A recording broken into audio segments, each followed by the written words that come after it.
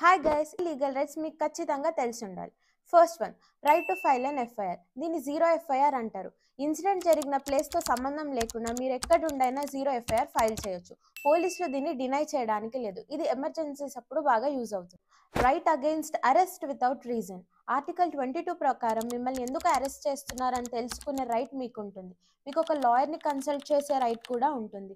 If in case మిమ్మల్ని arrest చేస్తే within 24 hours magistrate ముందు మిమ్మల్ని produce. No arrest after sunset or before sunrise. మీరు గనక ఉమెన్ అయితే మిమ్మల్ని after sunset or before sunrise arrest చేయడానికి లేదు. ఒకవేళ సీరియస్ అఫెన్సెస్ అయితే మిమ్మల్ని అరెస్ట్ చేసే ముందు మ్యాజిస్ట్రేట్ పర్మిషన్ కంపల్సరీగా తీసుకోవాలి. Right to legal aid. Article 39A ప్రకారం మీరు ఒక లాయర్ని అఫోర్డ్ చేయలేనప్పుడు కోర్ట్ని అడిగితే మీకు ఒక ఫ్రీ లాయర్ని అపాయింట్ చేస్తుంది.